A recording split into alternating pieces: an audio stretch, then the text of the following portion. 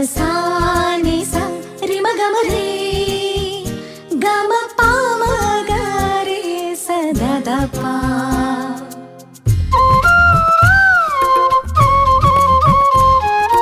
புல்வெளி பெய்யும் சாரலை போல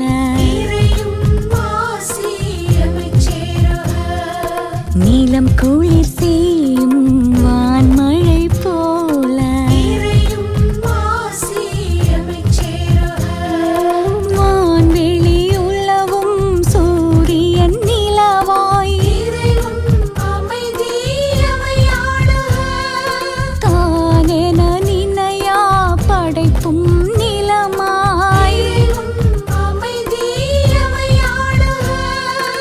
ஆசியும் அமைதியும் அகம் சேரவே இயேசு கிறிஸ்துவின் மனநிலை வேண்டும். ஆசியும் அமைதியும் அகம் சேரவே இயேசு கிறிஸ்துவின் மனநிலை வேண்டும்.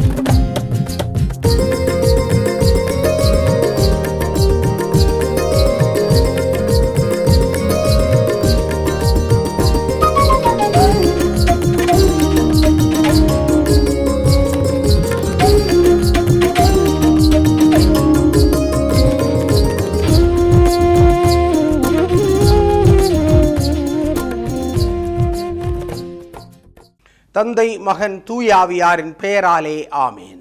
ஆண்டவர் இயேசு கிறிஸ்துவுக்குள் வாழுகின்ற அருமையான மரியா விஷன் நேயர்களே, அன்பர்களே, நண்பர்களே, ஆருயிர் பெற்றோர்களே, பெரியோர்களே, அனைவருக்கும் அன்பார்ந்த வணக்கங்களை கூறி ஆண்டினுடைய பொதுக்காலம் 14வது ஞாயிற்றுக்கிழமை இறைவார்த்தை சிந்தனைக்கு உங்களை அழைப்பதில் மகிழ்ச்சி அடைகின்றேன். இந்த இறைவார்த்தையானது லூக்கா நற்செய்தியிலிருந்து எடுக்கப்பட்டிருக்கின்றது. லூக்கா நற்செய்தி பிரிவு 10 1 முதல் 12 17 முதல் 20 வரை உள்ள இறை வார்த்தையாக இருப்பதை பார்க்கின்றோம். இதற்கு பின்பு ஆண்டவர் வேறு 72 பேரை நியமித்து அவர்களை தாம் போகவிருந்த எல்லா ஊர்களுக்கும் இடங்களுக்கும் தமக்கு முன்னே இருவராக அனுப்பினார். அப்போது அவர் அவர்களை நோக்கி கூறியது, அறுவடை மீது வேலையாட்களோ குறைவு. ஆகையால் தமது அறுவடைக்கு வேலையாட்களை அனுப்பும்படி அறுவடையின் ஆண்டவர் உரிமையாளரிடம் மன்றாடுங்கள். புறப்பட்டு போங்கள், ஓநாய்களிடையே ஆட்டுக்குட்டிகளை அனுப்புவது போல உங்களை நான் அனுப்புகிறேன். பணப்பையோ வேறு பையோ மிதியடிகளோ நீங்கள் எடுத்துச் சொல்ல வேண்டாம். வழியில் எவருக்கும் வணக்கம் செலுத்த வேண்டாம். நீங்கள் எந்த வீட்டிற்கு சென்றாலும் இந்த வீட்டிற்கு அமைதி உண்டாகுக என முதலில் கூறுங்கள். அமைதியை விரும்புபவர் அங்கு இருந்தால் நீங்கள் வாழ்த்தி கூறிய அமைதி அவர்களிடம் தங்கும்.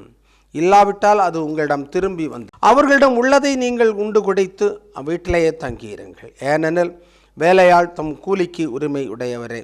வீடு வீடாய் செல்ல வேண்டாம். நீங்கள் செல்லும் ஊரில் உங்களை ஏற்றுக்கொண்டால் உங்களுக்கு பரிமாறுவதை உண்ணுங்கள். அங்கு உடல்நலம் குன்றியோரை குணமாக்கி இறையாட்சி உங்களை நெருங்கி வந்து விட்டது என சொல்லுங்கள். நீங்கள் செல்லும் ஊரில் உங்களை ஏற்றுக்கொள்ளாவிட்டால் அதன் வீதிகளில் சென்று எங்கள் கால்களில் ஒட்டியுள்ள உங்கள் ஊர் தூசியும் உதறிவிடுகிறோம். ஆயினும் இறையாட்சி நெருங்கி வந்துவிட்டது என்பதை அறிந்து கொள்ளுங்கள் என சொல்லுங்கள். அந்நாட்களில் அவ்வொரு பெரும் தண்டனை சோதோம் நகரினர் பெரும் தண்டனையை விட கடினமாகவே இருக்கும் என உங்களுக்கு சொல்லுகிறேன். பின்னர் 72 பேரும் மகிழ்வுடன் திரும்பி வந்து, ஆண்டவர் உமது பெயரை சொன்னால் பேய்கள் கூட எங்களுக்கு அடிபணிகின்றன என்றனர்.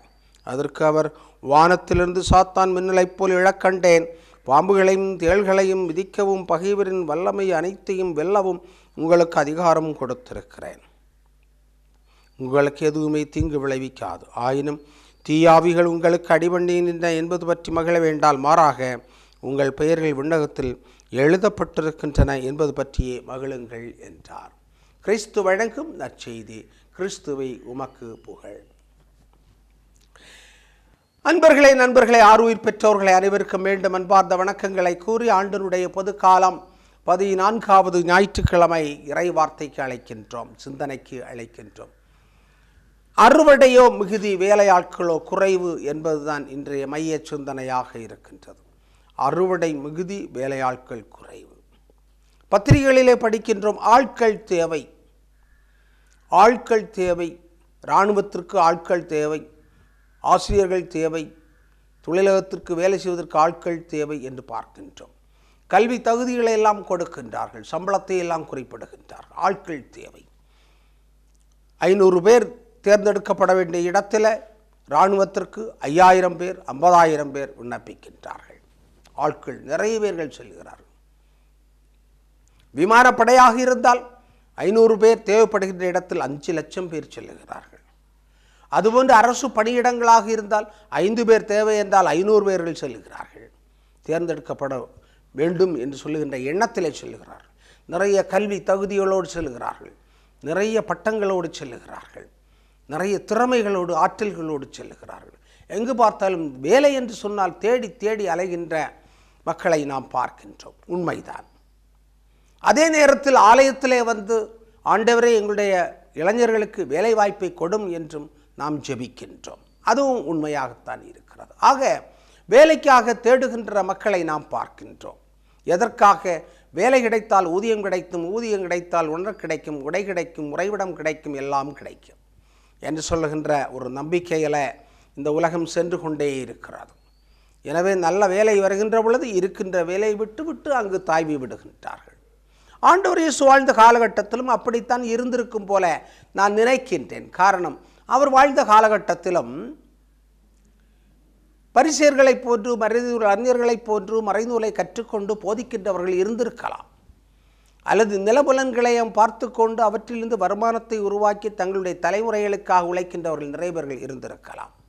பல்வேறு திறமைகளை உடையவர்கள், ஆடை தைக்கின்றவர்கள், கட்டிடம் கட்டுகின்றவர்கள், இவ்வாறாக நிறைய திறமைகளை உடையவர்கள் தொழில்களை செய்திருக்கலாம். ஆனால் ஆண்டவர் ஏன் இதற்காக இந்த இறை வார்த்தையை சொல்லுகிறார்? அறுவடை மிகுதி வேலையாட்கள் குறைவு என்று ஆண்டவர் சொல்வதனுடைய அர்த்தம் என்ன? என்னவென்று சொன்னால், பொது பணியை ஏற்று வாழ்வதற்கான மனிதர்கள் குறைவு. தன்னலம் துறந்து பிறர் நிலத்தை தேடுகின்ற, சுயநலம் விட்டு பிறர் நிலத்தை நாடுகின்ற மக்கள் குறைவு என்று அவர் கண்டிருக்கலாம். எனவே அறுவடை மிகுதியாக இருக்கிறது, வேலையாட்களோ குறைவாக இருக்கிறார்கள். சில வேளைகளில் அறுவடை அருமையாக தயாராக இருக்கின்ற பொழுது வயல்வெளிகளில் பயிர்கள் பூத்து குலுங்கி காய்த்து கனிகின்ற பொழுது மழை வந்து விடுகிறது. மழை வருகின்ற பொழுது அதை தட்டவர்கள், பயிரிட்டவர்கள், உரமுட்டியவர்கள், தண்ணீர் பாய்ச்சியவர்கள் எல்லாம் வருத்தப்படுகிறார்கள். ஐயையோ, நல்ல நேரத்தில் அறுவடை செய்வதற்கான ஆட்கள் இல்லையே என்று சொல்லிக்கொண்டு கவலைப்படுகின்ற பொழுது அதிகமான மழை பெய்து தண்ணீரில் அந்த பயிர்களெல்லாம் அழிந்து விழுந்து முளைத்து விடுகின்றன. பயிரிட்டவன் அங்கலாய்க்கின்றான், கவலைப்படுகின்றான், கண்ணீர் விடுகின்றான். அங்கே முதலீடு செய்திருக்கின்ற பணத்தை எடுக்க முடியவில்லை, பயிரை அறுவடை செய்வதற்கு ஆள் இல்லை. அதுபோலத்தான் ஆண்டவர் இயேசு கிறிஸ்துவும் தன்னுடைய வாழ்க்கையிலே, தன்னுடைய இளம் வயதில் இறையாட்சியை பற்றி போதிக்க தொடங்குகின்றார். நாசரேத்தூரிலே போதிக்க தொடங்குகின்ற பொழுது அவருடைய இறைவார்த்தையை கேட்பதற்காக மக்கள் நிறைய பேர்கள் வருகிறார்கள். முதல் வாசகத்திலே சொல்லப்பட்டிருப்பது போன்று எசையா இறைவாக்கினரை விட அதிகமாக ஆற்றலோடு, சக்தியோடு, நம்பிக்கையோடு மக்களுக்கு போதிக்கின்றார். நிறைய புதுமைகளை செய்கின்றார். எனவே ஆயிரக்கணக்கான மக்கள் வந்து கூடுகின்றார்கள். உணவு உண்பதற்காகவும் வந்தார்கள், உலகத்திற்கு அமைதி தேடியும் வந்தார்கள், நலமடைவதற்காகவும் வந்தார்கள், உயிர்ப்பிப்பதற்காகவும் வந்தார்கள், நோய்கள் நீங்குவதற்காகவும் வந்தார்கள். இப்படி பார்க்கின்ற பொழுதுதான் ஆண்டவர் சொல்கிறார், அறுவடை மிகுதியாக இருக்கிறது, மக்களினம் காத்து கொண்டிருக்கிறது, ஏங்கிக் கொண்டிருக்கிறது, அங்கலாய்த்து கொண்டிருக்கிறது. இறைவனுடைய வார்த்தையை கேட்பதும் இறையாட்சியை கேட்பதற்குமாக பார்ப்பதற்குமாக ஏங்கிக் கொண்டிருக்கிறது. ஆனால் ஆட்கள் குறைவு. எனவே 72 பேரை தேர்ந்தெடுத்து அவர்களை அனுப்புகின்றார். அவர்களுக்கு சில நடைமுறைகளை சொல்லிக் கொடுக்கின்றார். அவர்களுக்கு ட்ரைனிங் கொடுக்கிறார், பயிற்சியை கொடுக்கிறார். இந்த பயிற்சியை கொடுத்து அனுப்புகின்றார். பற்றற்றவர்களாக இருக்க வேண்டும், கடவுளை மட்டும் நம்பிக்கொண்டு செல்ல வேண்டும், ஊர்களுக்கு செல்ல வேண்டும், அமைதியை விதைக்க வேண்டும், அன்பின் பணிகளை செய்ய வேண்டும், நலமற்றவர்களுக்கு நலம் கொடுக்க வேண்டும் என்று சொல்கின்றார். அதே நேரத்தில் சில எச்சரிக்கையும் கொடுக்கின்றார். என்ன எச்சரிக்கை? நரிகளுடைய மத்தியில், ஓநாய்களுடைய மத்தியில் ஆடுகளைப் போல உங்களை அனுப்புகிறேன் என்றும் சொல்லுகின்றார். எனவே இந்த சமூகத்தில் இருக்கின்ற தன்மைகளை பற்றி அவர் தெளிவாக புரிந்திருக்கிறார். எப்படிப்பட்ட சமூகத்தில் இறையாட்சியினுடைய பணிகளை செய்வதற்கான ஆட்கள் தேவை, எப்படிப்பட்ட ஆட்கள் தேவை, எந்த பணியை செய்ய வேண்டும் என்பதை அழகாக ஒரு இறையியல் வகுப்பு போல சொல்லிக் கொடுக்கின்றார். எனவே ஆண்டவர் சொல்லக்கூடியது, உங்களை நான் அனுப்புகிறேன், ஓநாய்களிடையே செம்மறியாடுகளைப் போல அனுப்புகிறேன். ஓநாய்கள் செம்மறியாடுகளை கண்டால் விட்டுவிடுமா? விடாது, கடித்து குதறி எடுத்துவிடும். அதுபோன்று உங்களை அனுப்புகிறேன். வீடு வீடாய் செல்ல வேண்டாம், ஊர்களுக்குள் செல்லுங்கள், அமைதி உண்டாகு என்று சொல்லுங்கள். உங்களுடைய அமைதியை கேட்கக்கூடிய பின்பற்றக்கூடியவர்கள் இருந்தால், அமைதியின் வழிகளை பின்பற்றக்கூடியவர்கள் இருந்தால், நீதியின் வழிகளை பின்பற்றக்கூடியவர்கள் இருந்தால், நேர்மையின் பணிகளை செய்யக்கூடியவர்கள் இருந்தால் அந்த அமைதியானது அங்கே தங்கிவிடும். இல்லை என்றால் அவர்களுக்கு அமைதி கிடைக்காது. பல இடங்களில் நாம் பார்க்கின்றோம், பல்வேறு காரியங்களை செய்வதற்காக முயற்சி எடுக்கிறோம், முனைப்பு எடுக்கின்ற பொழுது மக்களுடைய ஒத்துழைப்பு இல்லை. மக்களுடைய ஒத்துழைப்பு இல்லை என்று சொன்னால் அவர்களுக்கு வாழ்க்கை இல்லை, வளர்ச்சி இல்லை, முன்னேற்றம் இல்லை என்பதை கண்கூடாக நான் பார்த்திருக்கின்றேன். எனவே ஆண்டவருடைய இந்த இறைவார்த்தை என்னை பொறுத்த மட்டில் மிக மிக பயனுள்ள ஒன்றாக இருக்கிறது. எப்படிப்பட்ட சமூகத்தை படிக்க வேண்டும், சமூக இயலை படிக்க வேண்டும். அங்கே நல்லவர்கள், கெட்டவர்கள், நீதிமான்கள், நீதியற்றவர்கள், தன்னலமுடையவர்கள், சுயநலமற்றவர்கள், இவர்களையெல்லாம் நாம் சந்திப்போம். அப்படிப்பட்ட சமூகத்தில் சுயநலமற்றவர்களாக பணிவிடை செய்வதற்காகத்தான் ஆண்டவர் அழைக்கிறார். வேலை கிடைக்க வேண்டும், சம்பளம் வாங்க வேண்டும், நன்றாக இருக்க வேண்டும், சொகுசான ஒரு பங்களா கட்ட வேண்டும், வீட்டை கட்ட வேண்டும், அல்லது ஒரு ஊர்தியை வாங்க வேண்டும் என்று தனக்காக, தன்னுடைய பிள்ளைகளுக்காக, குடும்பத்திற்காக வாழக்கூடிய மதிப்பீடுகளை உடையவர்கள் நிறைய பேர்கள் இருக்கிறார்கள். ஆனால் அன்புக்கினியவர்களை, அறுவடை மீது வேலையாட்கள் குறைவென்று ஆண்டவர் சொல்கின்ற பொழுது தன்னலம் கருதாது பொது நலனுக்காக மட்டும் வாழுகின்ற மனிதர்கள் குறைவு என்பதை சொல்கிறார். நம்முடைய தமிழ்நாட்டினுடைய தலைவனாக இருந்தவன், பெருந்தலைவராக இருந்தவன் காமராஜ், தனக்கென்று ஒரு குடும்பத்தை கூட ஏற்படுத்தி கொள்ளாமல், தனக்கென்று சொத்துக்களை, சுகங்களை ஏற்படுத்தி கொள்ளாமல் பழைய வீட்டில் இருந்து கொண்டு இந்த தேசம் முழுவதும் ஒரு பெரிய தலைவனாக இருந்தார். இந்திரா காந்தி என்று சொல்லுகின்ற ஒரு பெரிய தலைவியை உருவாக்கிவிட்டார். மற்றவர்களை தலைவர்களாக உருவாக்க வேண்டும் என்று அவர் உழைத்தார். அதை நாம் பார்க்கின்றோம். ஆக அது ஒரு பெரும் தலைவனுடைய பெருங்குணமாக, முதிர்ந்த குணமாக, உயர்ந்த குணமாக, பரந்த குணமாக, இறையாட்சியினுடைய குணமாக இருப்பதை பார்க்கின்றோம். அதுபோலத்தான் இளைஞன் இயேசுவும் என்ன செய்கின்றார்? அப்போஸ்தலரை அனுப்புகின்றார். திரும்பி அவர்கள் வருகின்ற பொழுது அந்த அவருடைய ஆற்றல்கள், சக்திகள், திறமைகளை வெளிப்படுத்திய பொழுது பெரிய புதிய சமுதாயத்திற்கான நம்பிக்கையை கண்டதாக அவர்கள் சொல்லுகிறார்கள். அதைவிட மேலானது, இவர்கள் இறையாட்சியின் பிள்ளைகளாக மாறிவிட்டார்கள் என்பதை ஆண்டவர் சொல்லிக் கொடுக்கின்றார். எனவே நாட்டிற்காக உழைக்கின்றவர்கள், சமூகத்திற்காக இரவும் பகலும் உழைக்கின்றவர்கள், பொது நலத்தை மட்டும் மனதிலே வைத்துக்கொண்டு உழைக்கின்ற நிறைய சமூக பணியாளர்கள் நம்முடைய மத்தியிலே இருக்கிறார்கள். பொது நல சித்தாந்தத்தை உருவாக்கி கொண்டு அதற்காக உழைக்கின்றவர்கள், பல்வேறு இடங்களுக்கு செல்லக்கூடியவர்கள், பறந்து விரிந்து கிடக்கின்ற நாட்டிலே வட இந்தியாவிலே சென்று பணி செய்யக்கூடியவர்கள், ஆதிவாசிகளுடைய மத்தியிலே பணி செய்யக்கூடியவர். நாம் நம்முடைய ஸ்டான் சுவாமியை பற்றி நாம் அடிக்கடி சிந்திக்கின்றோம். அவருடைய ஆண்டை கொண்டாடுகின்றோம். அவருடைய ஆண்டை கொண்டாடுகின்ற பொழுது, அவருடைய நினைவு நாளை கொண்டாடுகின்ற பொழுது என்னுடைய உள்ளத்திலே இதுதான் வந்தது.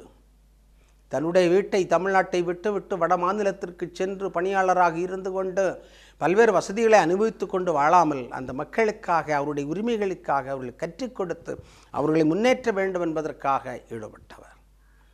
எனவே அறுவடை மிகுதியாகத்தான் இருக்கிறது. அதற்கு செல்வதற்குத்தான் ஆட்கள் குறைவு. அறுவடைக்காக ஆட்களை தேடுகின்ற பொழுதும் மறை மாவட்டத்திலும் சரி, மற்ற இடங்களிலும் சரி, இன்று மாணவிகள் செல்வது என்பது மிக குறைந்து கொண்டிருப்பதை பார்க்கின்றோம். எதை குறிப்பிடேன் என்றால், அருள் பணியாளர்களாக, அருட்சௌதரிகளாக, துறவிகளாக செல்லக்கூடியவர்களுடைய எண்ணிக்கை இன்று குறைந்து கொண்டிருப்பதை பார்க்கின்றோம். ஆனால் ஆண்டவர் சொல்லுகிறார், நிறைய வேலை இருக்கிறது. ஒரு பங்கு தளத்திலே, ஒரு பணித்தளத்தை பார்க்கின்ற பொழுது நிறைய வேலைகள் இருக்கின்றன. ஆனால் அதை எடுத்து செய்வதற்கான ஆட்கள் குறைவாக இருப்பதை பார்க்கின்றோம். தன்னுடைய பெயர், தன்னுடைய குடும்பத்தினுடைய பெயர் வரும் என்று சொன்னால், பெருமைப்படும் என்று சொன்னால் உழைப்பதற்காக இருக்கிறார்கள். ஆனால் தியாகம் செய்ய வேண்டும், நேரத்தை கொடுக்க வேண்டும், திறமைகளை கொடுக்க வேண்டும், கொஞ்சம் பணமும் கொடுக்க வேண்டும் என்றால் கொடுப்பதற்கு தயாராக இருக்கிறவர்கள் மிகச் சொற்பமாக இருக்கிறார்கள். ஆண்டவர் இயேசு கிறிஸ்துவுக்குள் வாழ்கின்ற அருமையான சகோதர சகோதரிகளே, ஆண்டவர் இந்த நாளை ஆசீர்வதிக்க வேண்டும். நாமும் பிறர் நலம் தேடுகின்றவர்களாக வாழ வேண்டிய ஆற்றலை ஆண்டவரிடத்தில் மன்றாடும். பொது நலத்தை தேடி செல்கின்றவர்களான வரத்தை ஆண்டவர் நமக்கு கொடுக்க வேண்டுமா ஜெபிப்போம். அறுவடை மிகுதியாக இருக்கிறது. உலகம் பறந்து விரிந்து கிடக்கிறது. பல்வேறு பணிகளை செய்வதற்கான மக்கள் தேவைப்படுகிறார்கள். மருத்துவமனைகளில் நோயாளிகளை கவனிப்பதற்காக, ஏழை நோயாளிகளை கவனிப்பதற்கான மக்கள் தேவைப்படுகிறார்கள். படிப்பறிவில்லாமல் இருக்கின்ற ஏழை குழந்தைகளுக்கு சொல்லிக் கொடுப்பதற்கான ஆசிரியர்கள் தேவைப்படுகிறார்கள். இவ்வாறாக பல்வேறு வழிகளை, வாழ்க்கையினுடைய வழிகாட்டுதலை கொடுப்பதற்கான ஆட்கள் தேவைப்படுகிறார்கள். அன்புக்குரியவர்களை, இந்த சிந்தனைகளோடு ஜெபத்திற்கு நாம் கடந்து செல்கின்றோம். எங்களையெல்லாம் பாசத்தோடு படைத்து பராமரித்து வருகின்ற எங்கள் நல்ல தந்தை இறைவா, இந்த வேலைக்காக நாங்கள் உமக்கு நன்றி செலுத்துகின்றோம். மரியா விஷன் சேனலை பார்த்து கொண்டிருக்கின்ற உடைய அன்பின் பிள்ளைகளுக்காக நாங்கள் ஜெபிக்கின்றோம். பெற்றோர்கள், பெரியவர்கள், முதியவர்கள், நோயாளிகள் அனைவருக்காக வேண்டுகின்றோம். அனைவரையும் ஆசிர்வதித்தலும், குறிப்பாக படிக்கின்ற பிள்ளைகளுக்காக நாங்கள் வேண்டுகின்றோம். பல்வேறு விதத்தில் இடையூறுகள், இன்னல்கள் இருக்கின்ற இந்த காலகட்டத்தில் தங்களுடைய படிப்பை மட்டும் முனைப்பாக ஏற்றுக்கொண்டு படிக்க வேண்டிய ஆற்றலை அவர்களுக்கு கொடுத்தார்கள். நல்ல மதிப்பீடுகளை அவர்கள் படிக்க செய்தரலும், நல்ல தலைவர்களாக உருவாக செய்தரலும். குழந்தைகளுக்காக ஜெபிக்கின்றோம். பல்வேறு நோய்கள் பரவி வருகின்ற இந்த காலகட்டத்திலே அவர்களை அந்த நோய்களிலிருந்து பாதுகாக்க வேண்டுமாய் நாங்கள் ஜெபிக்கின்றோம். அவர்களை பராமரிக்கின்ற செவிலியர்கள், மருத்துவர்கள் எல்லாருக்காக வேண்டி நாங்கள் ஜெபிக்கின்றோம். அனைவரையும் ஆசீர்வதித்து வழி நடத்துவீராக. எங்கள் ஆண்டவராகிய கிறிஸ்து வழியாக உம்மை பார்த்து மன்றாடுகிறோம். ஆமென். தந்தை, மகன், தூய ஆவியாரின் பேராலே ஆமென்.